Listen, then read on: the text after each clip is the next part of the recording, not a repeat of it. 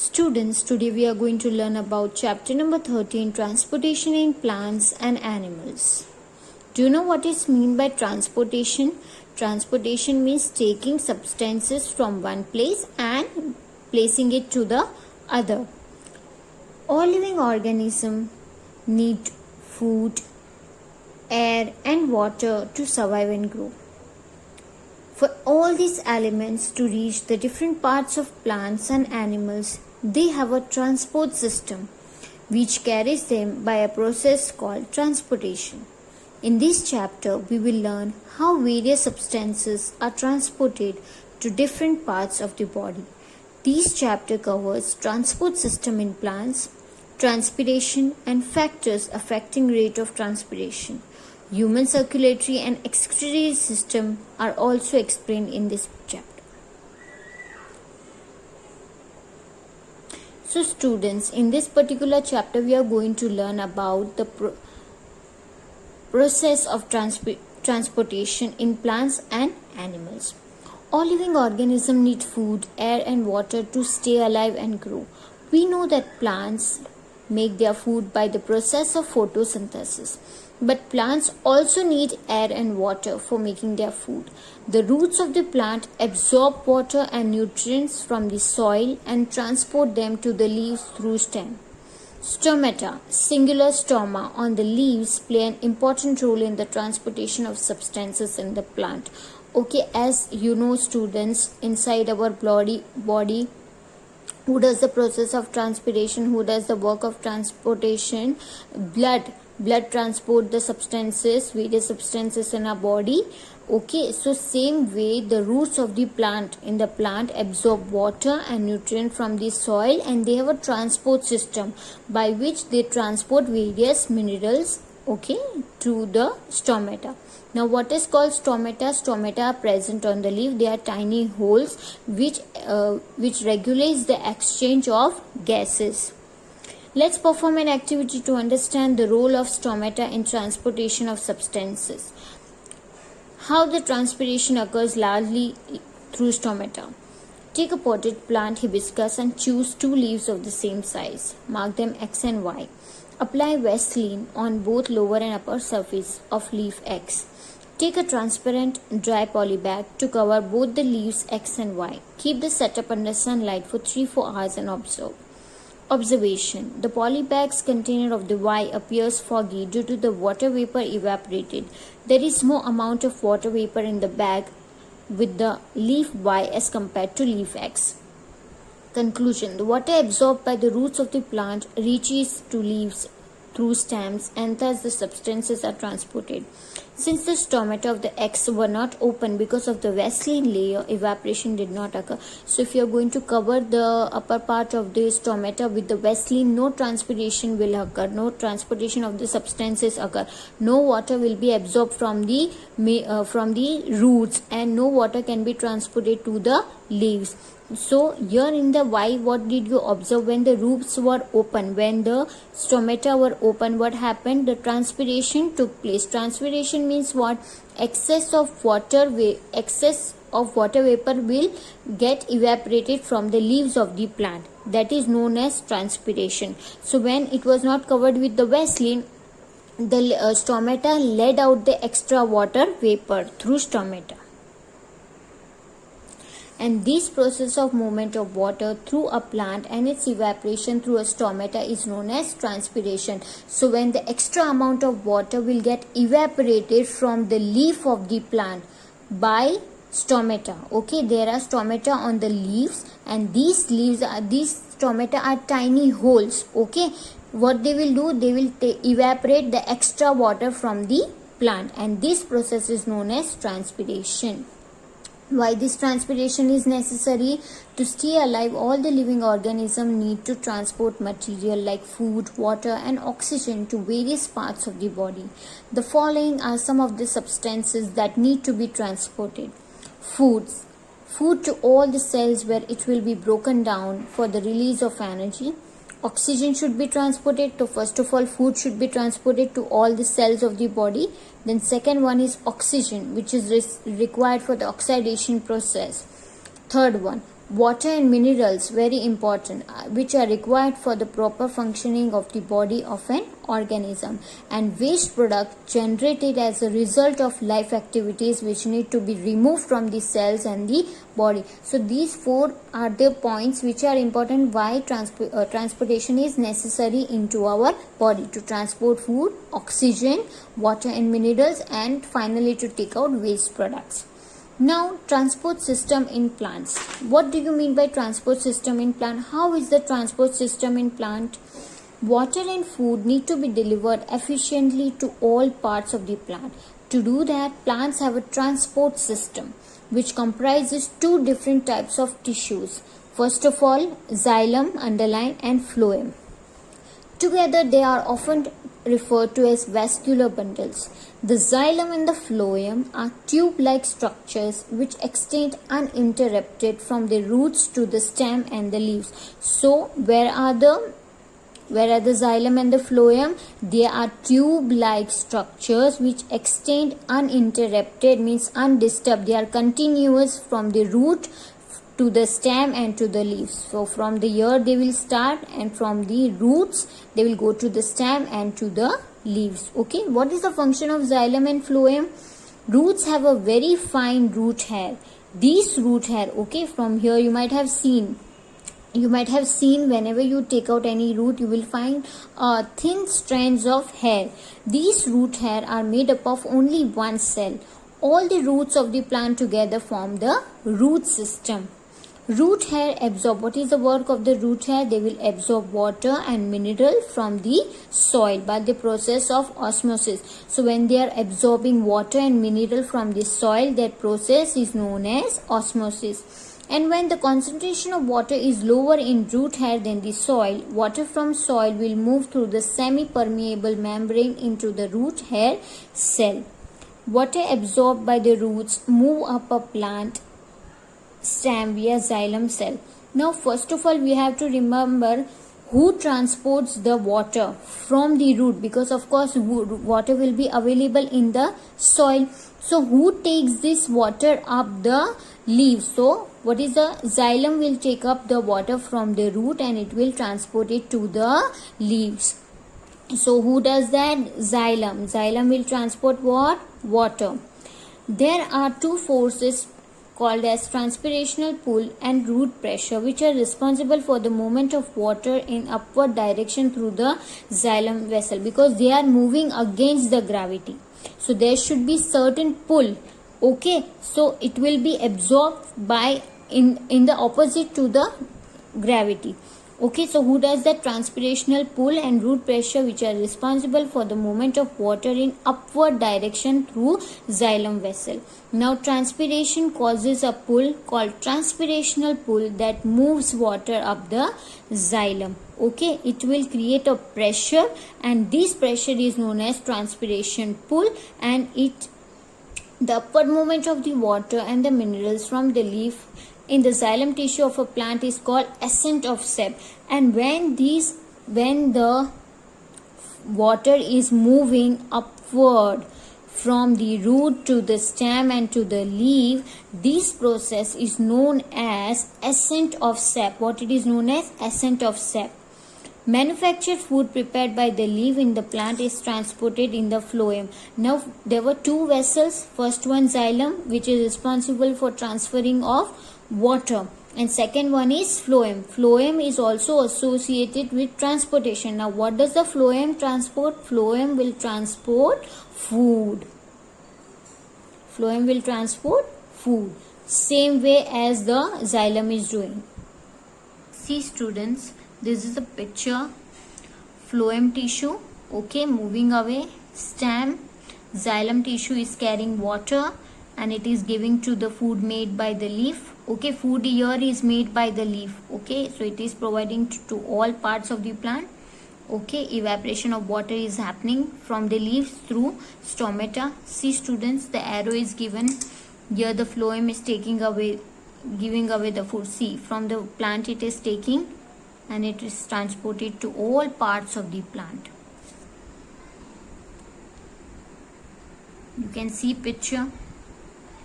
Xylem tissue carrying water and dissolved mineral up the from the roots. You can see root soil.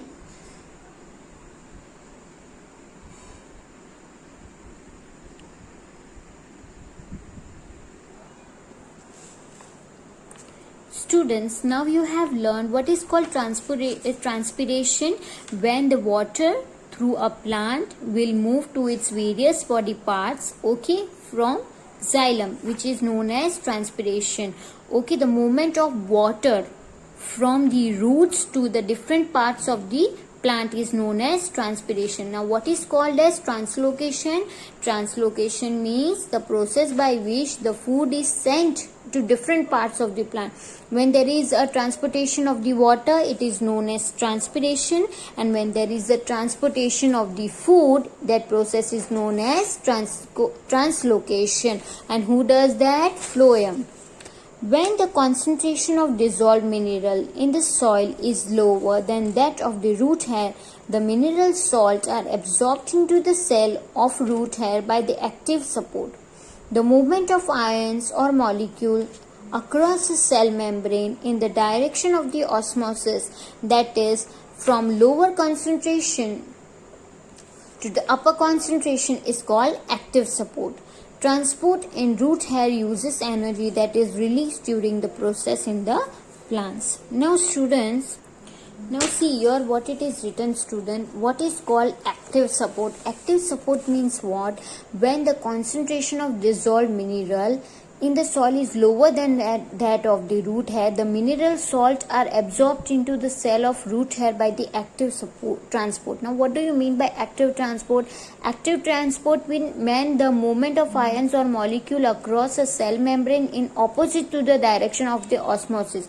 For example, osmosis means what? Going up, and active support means what? Coming down. Okay. Factors affecting the rate of transpiration. Humidity. Humidity means what? Moisture in the air. The amount of water vapor in air. It's called humidity.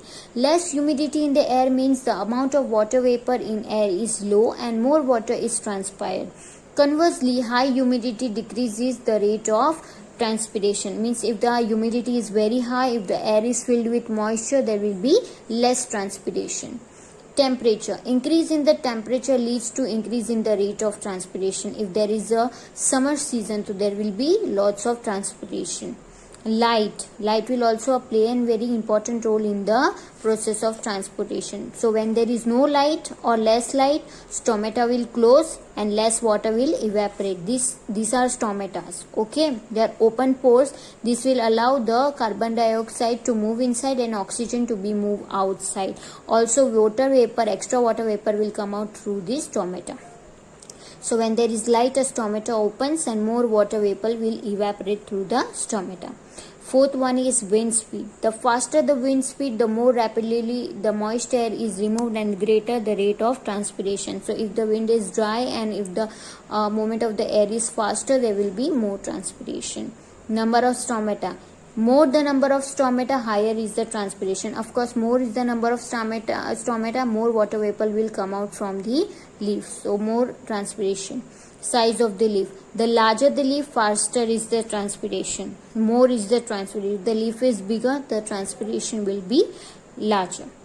Importance of transpiration. Now, why coming out of the extra water vapor from the stomata is important in plants? Because exchange of gas. Transpiration helps in the opening of stomata. Because of this transpiration, stomata is getting open, and that enables the plant to absorb CO2 from the air, which is required for photosynthesis and to release O2 in the air.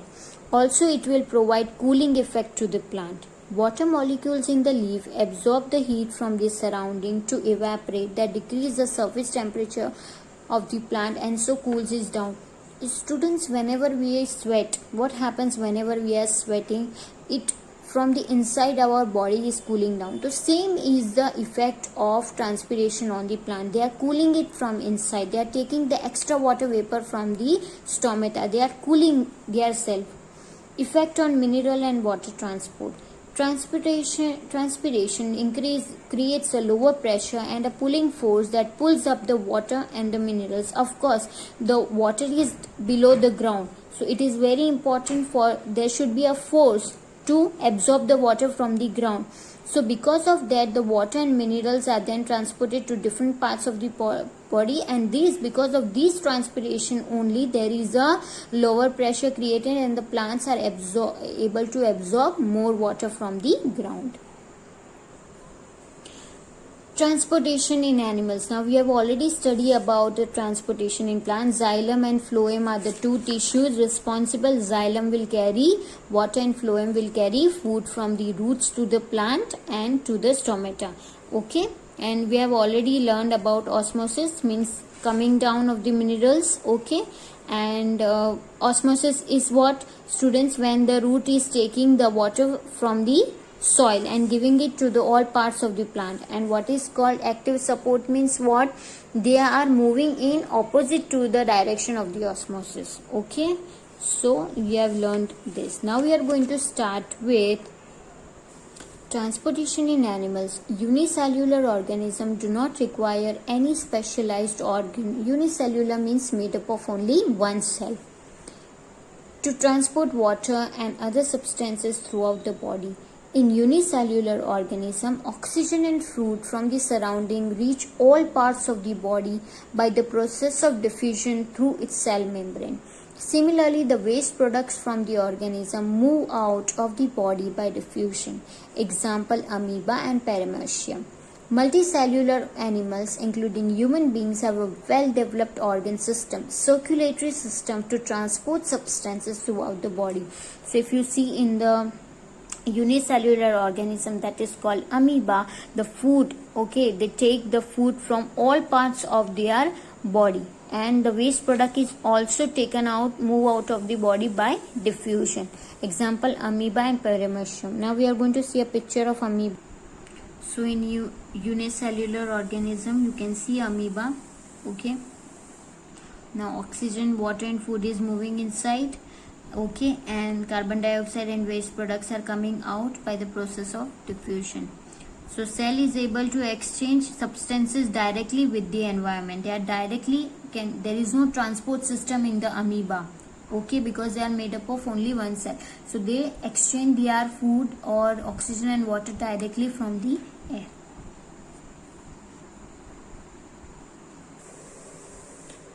Now we are going to study about human circulatory system. The blood is a fluid that carries digested food, oxygen and other useful substances throughout the body. Now in the plant that it was xylem and phloem, but here, my dear student, the blood is doing this work in our body. It also carries carbon dioxide and other waste products from all parts of the body to certain organs when they are removed. So how is blood made up of? We all know the blood is red in color. The main elements of blood are plasma, red blood cells, white blood cells and platelets. Now blood is made up of plasma, red blood cells, white blood cells and platelets. Now we are going to study about each in detail. What is called plasma? What is called red blood cell? Less than 1% of our blood is made up of platelets. Yet they are so important that without them we may bleed to death. Platelets are not complete cell. Instead, they are cell fragments. They do not possess nuclei. Platelets help to prevent our body from losing too much blood when our skin is cut. This is because they close the wound by clumping together with red blood cells to form a hard protective external blood clot called a scab. Platelets are about 1/3 the size of the red blood cells and can only survive in a circulatory system from 9 to 10 days before they are removed. Okay, students, now see, if you have, many of us might be have fallen down, okay, on the ground, and they might have also seen blood coming out from their wound, and after some time, even if you don't do anything, what will happen? Suddenly the blood will stop. How the blood? And you will see a clot of the blood on that wound. Why it is that? Because the platelets in our body will stop the extra blood from our body to flow outside, because if the extra blood is flown outside, what will happen, students? We may be need of the blood. So that's why platelets clump the blood cells together and they will act as a blockage. Okay. Now second one is plasma. What is called plasma in the blood? Plasma is light yellow liquid that forms about half the volume of the blood. Okay, they are half the volume of the blood. About 90% of the plasma is made up of water with other substances dissolved in it. So plasma is a light yellow liquid that forms about half the volume of blood, and about 90% of it is made up of water with other substances dissolved in it. Now what is the work of the plasma? Plasma is the main medium for excretory product transportation such as carbon dioxide. It will transport carbon dioxide out of our body. So that is the work of plasma, and about 90% of the plasma is made up of water and it is made with the dissolved substances in it. Okay, what are the dissolved substances? Minerals, okay, and water. And they act as a, plasma is the main medium from which the excretory product transportation such as carbon dioxide occurs. Now RBCs. RBCs form about 40 to 50% of the blood and are responsible for the transport of oxygen. They are shaped like round disc with the depression in the middle, which increase the surface area for absorption of the oxygen. RBCs do not process nuclei. A single red blood cell may cause as many 270,000 hemoglobin cells. You know, students, our red blood cells, RBC, the full form of red blood cells, they account for 41% of their substance of the blood. And what is the responsibility of the red blood cells? To give you hemoglobin. Now hemoglobin is the cell which will give the red color to the blood. Now what is the work of red blood cells? Hemoglobin, what is the work of that? So red blood cells are the responsible for the transportation of oxygen into our body, and they are how they are shaped. They are shaped like a cell with the depression in the middle. Okay, yet you can see in the picture. I'll show you the picture. See students, these are red blood cells, how they are depression in the middle. Okay, these are all red blood cells which gives the red color to the blood. Platelets, okay, very less, and you can see plasma, yellow colored, okay, in which these cells remain, and red blood cells. Okay, these are all the components of the blood. More the amount of red blood cells, more the red color of your blood will be. All these are there in the single drop of the blood. Okay, and you can see in the microscope, this all will be differentiated and you can see. Okay, so if you see a drop of the blood, it's not just red in color. Plasma is also there, platelets are also there, red blood cells are also comprising in one drop of the blood. So it is very important to eat healthy veggies and fruits in order to increase the hemoglobin in the blood. More hemoglobin, more red the color of the blood will be. White blood cells. Now what are called white blood cells? Like platelets, less than 1% of the blood is made up of white blood cells. There are several types of white blood cells, with some surviving only for 18 to 36 hours and other they can live for 1 year. Different white blood cells protect us. Now what is the work of the white blood cells? White blood cells in our body, whenever we are sick, okay, or fighting some illness, these white blood cells, the number of the white blood cells in our body will increase and fight against the alien, means against the virus or a bacteria that has entered into our body and that is harmful for our body.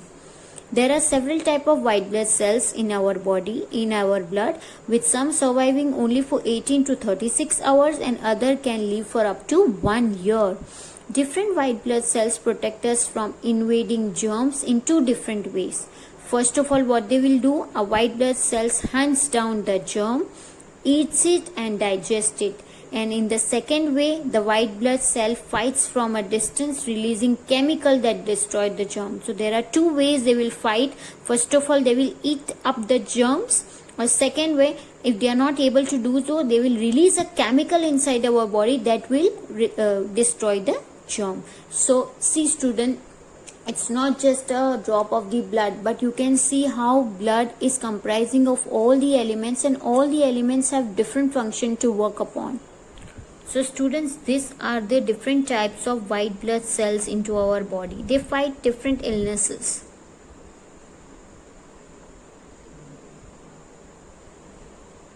So about 55% of the blood is made up of plasma, platelets, okay, which will clump the blood cells together in case if we are fallen down, and red blood cells which will give red color to the blood and which is also responsible for the transportation of oxygen.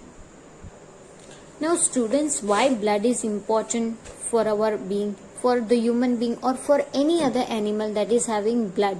Why it is important? So there are various functions why blood is important into our body, because it carries oxygen from the lungs to all parts of the body for respiration to take place, and carbon dioxide from all the parts of the body to the lungs for the removal. So it acts as a transport system for carrying oxygen from the lungs to all parts of the body and taking the carbon dioxide from all parts of the body and giving it back to the lungs for purification. Now, it also carries simple food substances from the small intestine to other parts of the body. Whatever we are going to eat, student, it is going to mix with the blood, and this mixing of the blood, and when the food substances are mixed with the air, then the carbohydrates are taken out, few nutrients are given back to the body parts. Okay, so it will carry simple food substances from the small intestine to the other parts of the body. Third, it carries waste product from all parts of the body to the organ in the urinary system for its removal. Okay, waste products are not good, they are poisonous substances, they should be removed from their body. So what are waste products into our body? Sweat, urine, these are all waste product from our body. So this blood will carry waste product from all parts of the body into the urinary system. It carries chemical substances produced by the endocrine system to control certain processes in particular organs of our body. Students, we need to control it releases chemical substances produced by endocrine system, okay, to control certain processes in particular organs of the body. It also carry chemicals which is produced by our system. Different system are having different chemicals, so to control different to control different respiratory system or digestive system into our body, so it transports it. It contains white blood cells that continuously fend off the invading germs such as bacteria, fungi and viruses. Okay, whenever if we are not washed our hands before eating, so certain viruses or the bacteria must be there on our hands, but we don't know. But then why don't we become ill? Because whenever we eat, this white blood cell will fight off the virus. Third, it contains substances that allow blood to clump and harden into protective covering over an open wound. That we have already studied. Who does that? Platelet does that. They allow the blood to clump and to have a protecting covering over the open wound. It distributes heat evenly throughout our body in order to regulate our body temperature at about 37 degrees Celsius. So it will not distribute body heat to only the brain, or you can say head, or to the hands, but it will distribute heat evenly throughout all the body parts in order to regulate our body temperature about 37 degrees Celsius.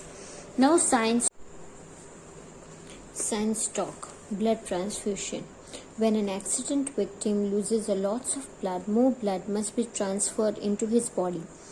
This process is known as blood transfusion. Before a blood transfusion can be carried out, doctor must be ensured that the victim's blood is compatible compatible with the blood being transferred. If we are not given blood that is not compatible with our own, clumping of red blood cells can happen. We may die. There are 4 main types of blood or blood groups: A, B, AB, and O. Each person can only receive the blood of certain blood groups. These blood groups can be either positive or negative. So yes, student, there is a blood type you can become a donor and you can become a acceptor for. Now O positive can become a donor for O positive, A positive, B positive, AB positive, and it can become an acceptor for O positive as well as O negative. So here are certain blood groups given. From this we can study. A positive can receive the blood from A positive. You can become a donor for A positive or AB positive, and it can become an acceptor for O positive, O negative, A positive, and A negative. B positive can become a donor for B positive, AB positive, and it can receive the blood from O positive, O negative, B positive, B negative. AB positive can become a donor for AB positive, and it can become acceptor from all the blood groups. For example, O, OB, AB, or B positive, B negative. Okay. Now O positive, O negative, you can become a donor, universal donor. O positive is known as a universal donor because it can donate blood to any type of the blood group, but it can become acceptor only for O positive. Okay, it can receive blood from only O positive. A negative can become donor for A positive, A negative, AB positive, AB negative, and it can become acceptor for OB positive, okay, OB negative, and B negative. Now B negative can become a donor for B positive, B negative, AB positive, AB negative, and it can receive the blood from B negative, AB negative. AB negative can become a donor for AB positive, AB negative, and it can receive the blood from O positive, A positive, O negative, A negative, B negative, and AB negative. So here certain you can see, and you can see for yourself that whom you can become donor for, on whom you can become acceptor for. Now blood vessels. Now what do you mean by vessels, blood vessels? The circulatory system consists of a dense network of blood vessels. Blood is channeled through these blood vessels from one part of our body to another. Now blood is not running into our body anyhow. It is channeled properly through nerves, through blood vessels. What is the work of the blood vessel? To carry the blood from one part to the other part. Now there are major blood vessels. Arteries. Arteries are major blood vessels which branch continuously to form tiny capillaries. These capillaries then merge together into another major blood vessel called veins. Now see, arteries are major blood vessels which are continuously to form tiny capillaries. Now see, capillaries are very small types of, you can say, blood vessel. They come together to form veins. Okay.